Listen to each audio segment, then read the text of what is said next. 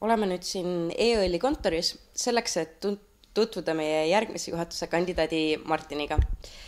Martin, räägi meile natukene endast. Kes sa oled, kust sa tuled ja miks sa oled otsustanud kandideerida EÜL-i juhatusse? Olen Martin Johannes Teder, on täisnimi.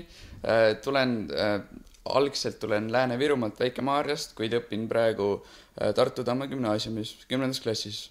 Ning juhatusse olen otsustanud kandideerida sellepärast, et tunnen, et praegu on õige aeg minu jaoks. Olen nagu piisavalt motiveeritud, sihikindel ning usun, et suudan praegu liidu nii-öelda liikmetele ja kõikidele õpilastele seda teatud vajadust pakkuda.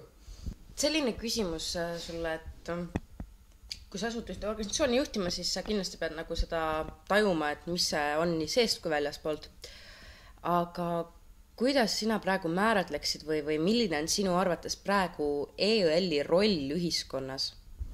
Eesti Õpilasesinduste Liidu roll meie ühiskonnas peaks olema selline, et kui on vaja teada õpilaste arvamust, pöördutakse otseselt meie juurde ning meie saame teha need vajadused, mis on nagu õpilastelt küsitakse, kuna kõik küsitlused, näiteks mingi, et mis on õpilaste arvamus 16-aastaselt valimise juures, kohe Eesti Õpilasesinduste Liit saab tänu oma kontaktidele selle teada saada. Mida sina arvad sellisest nähtusest või mis sinu jaoks on üldse demokraatia? Demokraatia. Minu jaoks on äkki demokraatia nagu Abraham Lincoln oli, et rahva jaoks, rahva seast ning rahva heaks. Et kuidas sa kujutad ette, et kuidas see peaks toimima koolidemokraatia ühes koolis? Koolidemokraatia ühes koolis. Et on selline situatsioon näiteks, et õpilast tahetakse koolist välja visata halva käitumise pärast. Siis minu arvates on, kui tuleb näiteks kokku hoolekogu ja otsustab seda asja, siis peab kindlasti olema ka õpilasesindusest või õpilastest keegi sinna kaasatud, et sest õpilased näevad seda asja näiteks seestpoolt või üleüldse mingine probleem on koolis, näiteks mingi õpetaja on ülekohust teinud kellegile, siis on õpilaste arvamus ju esmatähtis. Aga mida sina arvad sellest, mis on hästi palju poleemikat tekitanud, kas koolid või siis eelkõige gümnaasiumid, kas need peaks koonduma keskustesse või mitte?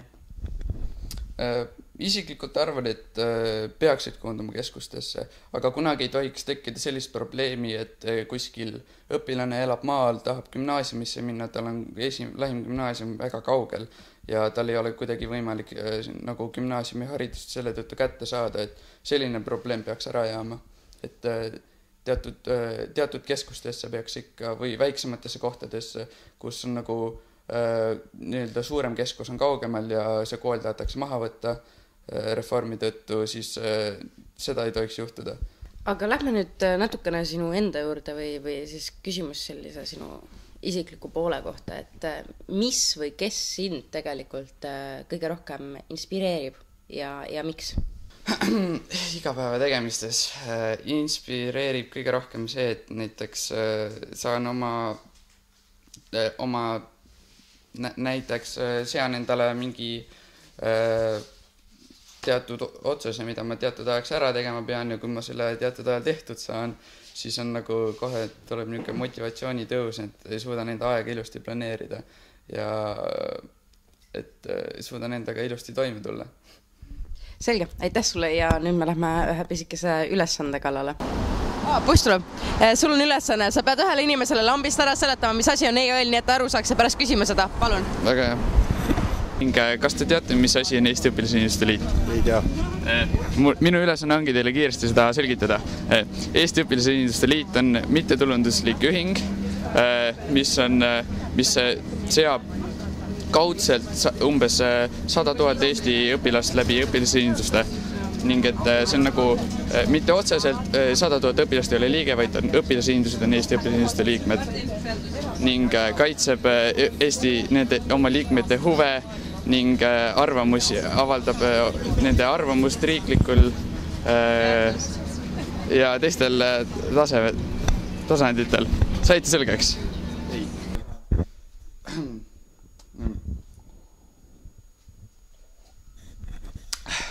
Austatud delegaadid, üldkoosolek. See turniir juhatuse kandidaatide vahel on lõpule jõudmas ning mina loodan, et teie, austatud delegaadid, teete õige valiku rahva lemmiku valimisel.